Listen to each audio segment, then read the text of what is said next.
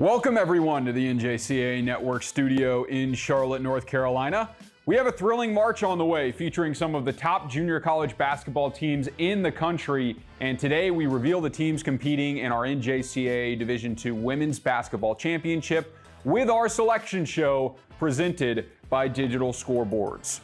16 district champs are automatic qualifiers and 4 more squads join the field as at-large bids, with all 20 playing March 16th to the 21st at the Tarleton Complex down the road in Hickory, North Carolina. It's a single elimination tournament with a consolation bracket for 7th, 5th, and 3rd place, and the bottom 8 seeds will have to play in to the second round. All games are available by visiting njcaa.org/network. Okay, let's dive into this 20-team field with our opening first-round matchup, the 16 versus the 17 seeds. First, the 16 seed. Moraine Valley. It's the first appearance since 2019 for the Cyclones, who finished 29-4 on the year. This team can score in bunches, 86.1 points and 20 assists per game, both of which are top 10 in NJCAA Division II. It's a starting 5 of all sophomores, and all of which can find the basket. Moraine Valley will be a threat as the 16. So they'll get the 17 seed in the opening matchup. Cleveland CC. Head coach Scooter Lawrence has done a great job growing this program, and here in 2026, the Yetis break through. 25 wins this year, including their last 8 games to claim a Region 10 championship. This year's squad is the most efficient offensively in the NJCAA, and they average less than 9 turnovers per game. That's second in the country. Winner of this 16 and 17 matchup between Cleveland and Moraine Valley will play the number 1 overall seed in the second round, Johnson County. The defending national champs will get the number 1 seed after winning it all as a 4 seed at-large bid last year. This is one of the most electric teams in the NJCAA, tallying more than 92 points a game and rebounding at the top rate in Division II. We'll chat with head coach Ben Conrad later in the show, but congratulations to the Cavaliers on getting that top spot. Beneath them in the second round is the 8 versus 9 matchup. The number 8 team is North Iowa Area. The Trojans qualify for the national tournament for the first time since COVID, and this year's team has been fantastic. 27-3 overall with some big-time performances like sophomore guard Reggie Spots, who had 26 points, 9 rebounds, 6 assists, and 4 steals in the Region 11B final. So look out for her and this Trojan side. NIACC will play the 9 seed, and our first at-large bid, Lincoln Land. The Loggers dropped the region championship in a tight one, but they will make the tourney for their 3rd straight year with the at-large selection. 5 different players are averaging 10 or more points on this Lincoln Land squad, who will look to avenge their 5th place finish in last year's tournament.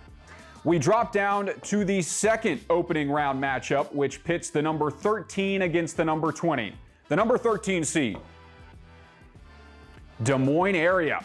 The Bears started the season red hot, winning their first 13 games.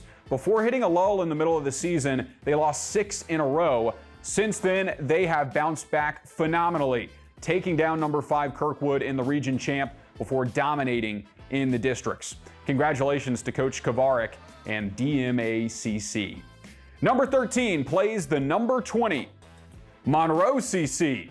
What a season for the Tribunes, who have won 8 games in a row down the stretch, including a Region 3 and East B district championship. It had been 7 years since Monroe had made the national tournament, but that streak ends this season with head coach Demetrius Rhodes leading the charge. This is a deep lineup, but Zakiah Williams has been the top scorer with 16.4 points per game.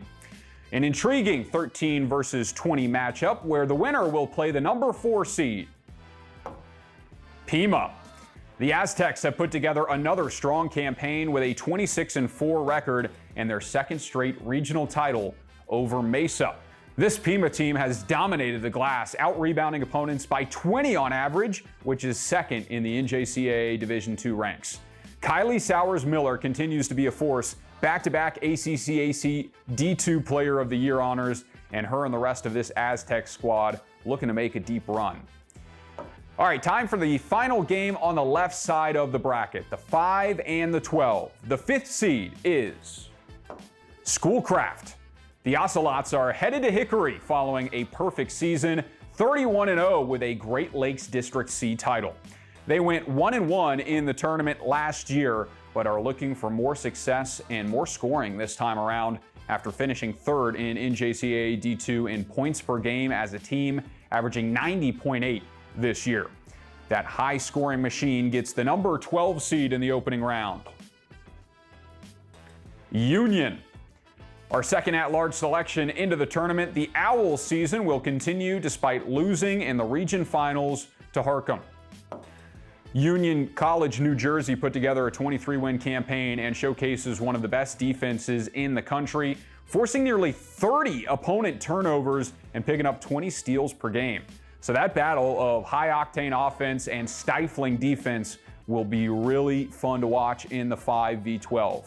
Okay, let's flip sides of the bracket to the number 15 and number 18 matchup. The number 15 seed, Chattahoochee Valley.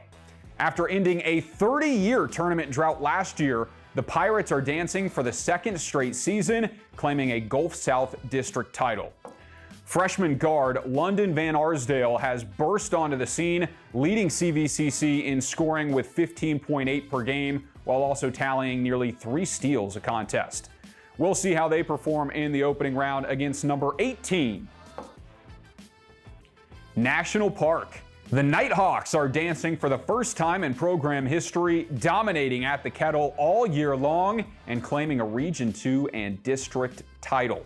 What a job by this coaching staff to put together a 21-win season, highlighted by a sophomore-led lineup that can score from all over. As a team, National Park has done a really good job of getting to the line and converting, averaging 17 made free throws a game, and that is second in the NJCAA. So Chattahoochee Valley and National Park will play in the first round for the right to play the number 2 overall seed, Illinois Central. One of the blue bloods in D2 women's basketball in the 90s and early 2000s, the Cougars have claimed their first regional title since 2022 and will make their second straight appearance in the national tournament. Illinois Central is one of the most efficient teams in the country, shooting-wise, tallying a 48% clip from the field. 4 players average 10 or more points, and look for sophomore forward Messiah Shelton, who is nearly averaging a double-double in points and rebounds this season. Next matchup is the 7 versus the 10. The 7 seed is Lansing.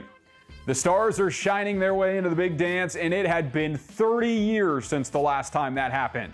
You have to go all the way back to 1996, and Lansing won the national title that year. They're looking to repeat that same fate with a much different squad this time around. 27-3 on the season, and Armani Smith has been red hot. 23 points in each of her last 2 games. Congratulations to Coach Megan Hudson's squad on a historic season, and they get rewarded with a contest against number 10 and our 3rd at-large selection, Parkland. A 1-point loss to Lincoln Land won't be enough to keep this squad out of the tournament. The Cobras can shoot with the best of them, 47.6% from the field as a team, and they have 4 players averaging double figures. So congrats to Parkland, who gets in as an at-large seed. They'll play Lansing on the 17th. Moving along, the final first-round matchup is the number 14 versus number 19. The 14 seed, Mid-Michigan. The Lakers return to the national tournament with a team that had a strong resume. Only 4 losses on the year, and each came to a team ranked in the top 10. Look out for sophomore forward Madison Smith, who is number 2 in NJCAA D2 in shots blocked per game, tallying 12 over the last 2 games played. That strong defense gets the number 19, Madison. What a story for the Wolfpack, who claimed a region title to break a 10-year drought. Serenity Metcalf has been a spark plug that has helped this offense tick, averaging 19.6 points per game this season and tallying a 25-point game in the final. So it's Madison and Mid-Michigan, the 14 against the 19. Winner of those two will get the 3 seed in the second round.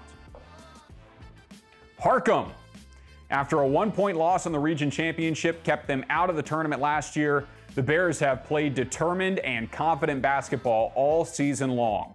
They lost to Illinois Central in a close game to start the season, and since then, they've won 26 in a row. Harcum features one of the best guard tandems in the tournament field, with Sophia Vitucci averaging 23 a game and Taylor Barros putting up 16.3 points per game. Okay, 2 teams remain, and it's the 6 versus 11. The 6th seed in our final at-large bid, continuing their season, is Kirkwood. The 2024 national champion will make it into the tournament field for the 6th straight year, this time as an at-large selection. This year's Eagles team gets it done defensively, holding opponents to a Division II leading 45.7 points per game and just 28% from the field. Can the defense hold up in Hickory? We'll find out as the Eagles play the number 11 team and the final team announced. CCBC Essex. Wow, 2 recent national champions will play each other to start this tournament, a high-tier matchup. The Knights, 93.3 points per game is tops in the NJCAA, largely in part to the 3-ball. They average 11 made shots outside the arc per game. All right, let's zoom out, take a look at the full bracket. As you can see, the top 4 seeds, Johnson County, Illinois Central, Harcum, and Pima. We'll wait to see who they play. The first round matchups, Moraine Valley, Cleveland, Des Moines area, and Monroe CC. Then Chattahoochee Valley National Park, Mid-Michigan, and Madison. And then the rest of the second round. 8 versus 9 is North Iowa area and Lincoln Land. Schoolcraft gets UNCJ. On the other side, it's Lansing and Parkland, and Kirkwood and CCBC Essex rounds out a really talented tournament field. All those games March 16th to the 21st at the Tarleton Complex in Hickory, North Carolina. Do not go anywhere. When we come back from this short break, we talk with the number 1 seed head coach Ben Conrad, and then later on in the show, we'll chat with the committee chair as well to discuss these rankings. So stay with us on the NJCAA Network.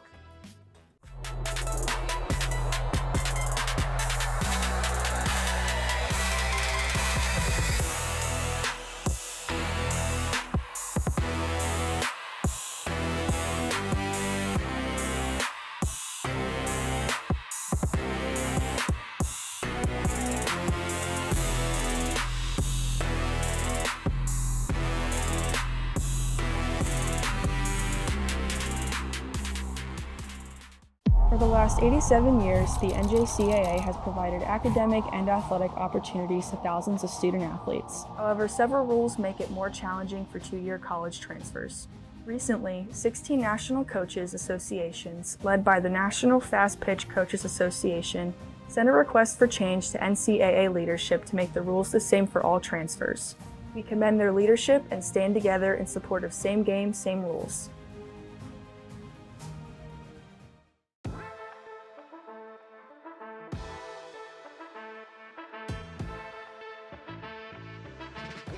All right, everybody, welcome back into the NJCAA Network and our NJCAA Division II Women's Basketball Selection Show presented by Digital Scoreboards. Joining us now, head coach of the number 1 seed, Ben Conrad. Coach, congratulations on the number 1 seed, and thanks for joining us today. Thank you. Appreciate it. It's great to be here. Let's start with reigning national champs. Chance to go back-to-back for the first time in Division II in the NJCAA since the 2011 and 12 season. What is it that separates this team from some of your previous teams at Johnson County? Oh, I would say this group probably just we've got a lot of places we can get baskets. I think a lot of our teams in the past we would, it was a little more of a grinded out, maybe even an ugly game at times. This team can make the game look real pretty.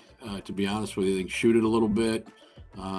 Just weapons, I think. But I think for us, the formula, though, hasn't really changed. We still want to guard and we still want to rebound. But I think that'd probably be the biggest difference is just depth and just having a lot of people that can make shots and score on any given night. Yeah, and the rebounds have been there all season. A lot of talented freshmen on this roster that have been rebounding well as well. So talk a little bit about the blend between the freshmen and sophomores that you have on this year's squad. Well, it was really a little bit of a reboot, to be honest with you. We've got 8 of our top 10 from last year's team had moved on, so it was we really kind of started over, honestly.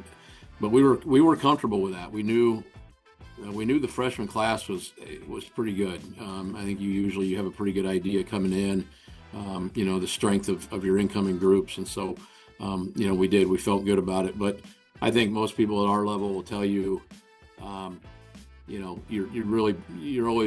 only as good as your second year kids and the kids that have been there and done that, especially early in the year when your new kids are trying to figure out how to play college basketball, how to be college basketball players. So, I think our the two returners, they're the right returners in terms of like they were big parts of what we did last year.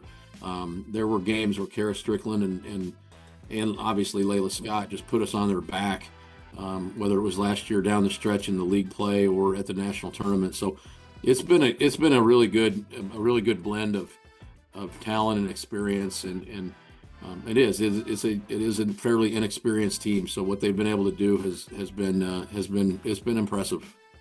Yeah, I'm sure there's a lot of excitement building up for not only you, but all the ladies on the team to come to Hickory, North Carolina, our neck of the woods, for a new tournament location. So what's the excitement level in the locker room about getting to travel out to North Carolina? I think everybody's excited, to get down there and be in a national tournament. I think, you try to stay day to day, but you can't help, I think, especially with young kids, of just looking forward to that big event. And so I think everybody's really excited, and I think everybody understands how tough the tournament is. It's hard to win. It's a very difficult tournament to win. The tournament has gotten significantly better here, I think, as we've gotten the at-large teams are in. You've got at-large teams that maybe wouldn't have even be there that are good enough to win it. We were an at-large last year. We had a little hiccup in the district game last year and got beat, and we were fortunate enough to get an at-large bid and then make a run and win it. So the tournament has gotten very, very good, I think, because of that. And I think our kids understand that, and I think everybody's excited to get down there and kind of see where the chips fall. Yeah, and it looks like a really deep field again this year, so very excited for it. Coach, that's all I had for you. Any final thoughts before we wrap up? No, just looking forward to seeing everybody out there. I think it'll be a great event. I'm kind of looking forward to Hickory hosting it in a kind of a normal setting. When we went there 5 years ago, it was just very, post-COVID. We were all wearing masks, at that tournament. So it was in that time frame, and looking forward to getting out there and seeing what they bring to the table. Now that we've got kind of a little more normalized world that we're in. It's going to be a great setting for basketball, and I'm certainly very excited for it. Thank you, Coach, for joining us. Appreciate you taking the time today. Thank you. All right, don't go anywhere. When we come back, we talk with the committee chair, Mr. Tony Tompkins, on the seeding of this tournament, and then we'll wrap it up by looking at the bracket one more time. So stay with us on the NJCAA Network. Good morning. Why so serious? Great shot. Car's 250. You got it. Greenside bunker, land short. Trust your line. There's plenty of green. Breaks towards the water. Lots of coaching today, huh? We're one up. When you strive to be the best, you need the right insights. Zurich has insurance solutions and risk strategies to help prepare your business for tomorrow. For the last 87 years, the NJCAA has provided academic and athletic opportunities to thousands of student athletes. However, several rules make it more challenging for two-year college transfers. Recently, 16 national coaches associations, led by the National Fast Pitch Coaches Association, sent a request for change to NCAA leadership to make the rules the same for all transfers. We commend their leadership and stand together in support of same game, same rules.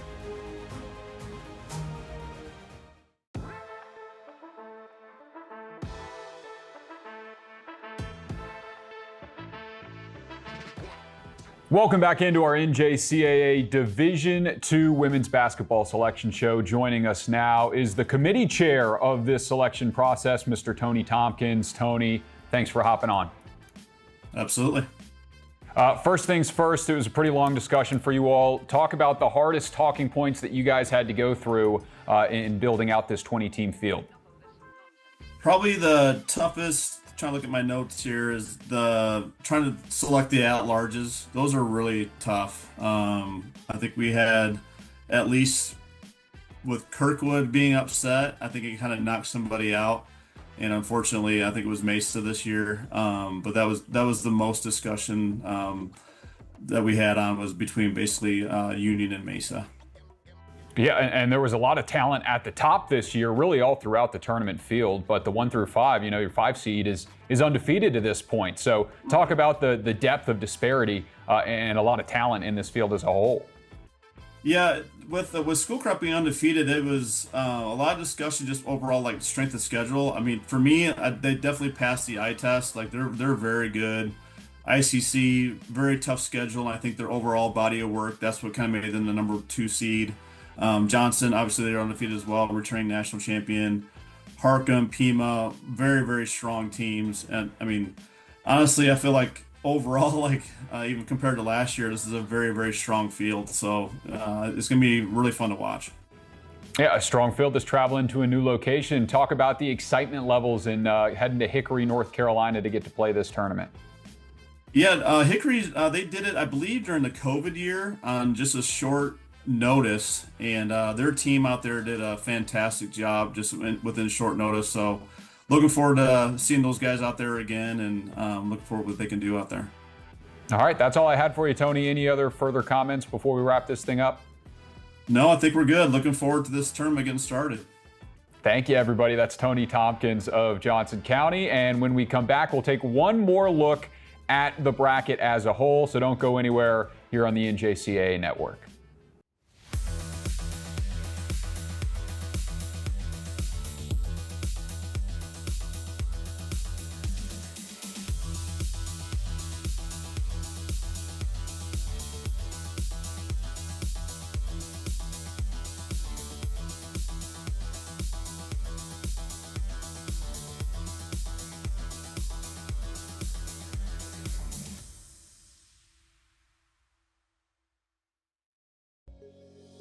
As the second largest intercollegiate athletic association in the country, the NJCAA serves not only a pivotal role in college athletics, but in higher education.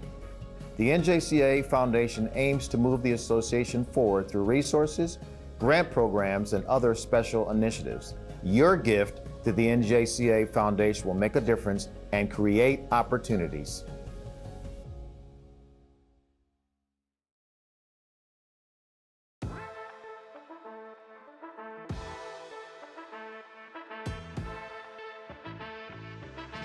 Hey everybody, welcome back. Thanks again to head coach Ben Conrad and the committee chair Tony Tompkins on sharing with us a little bit of insight about the team and the tournament ranking process. Let's take one more look at this field. Johnson County, Illinois Central, Harcum, and Pima, the top 4 seeds who will wait to see who they play in the second round. Chattahoochee Valley and National Park will play in that first round, along with Mid-Michigan and Madison, Moraine Valley and Cleveland, DMAC and Monroe CC, and the rest of the second round is North Iowa area, Lincoln Land. Schoolcraft gets UNCJ, Lansing and Parkland, and Kirkwood and CCBC Essex. And this looks to be a fun tournament. So be sure you're tuning in on the NJCAA Network or travel out here, Hickory, North Carolina, and the Tarleton Complex, March 16th to the 21st for a very fun tournament. Congratulations to all the teams that made it. We can't wait to see you play out here in North Carolina. That's all we got for you on the selection show today, presented by Digital Scoreboards. Good luck in the tournament, and we will see you then.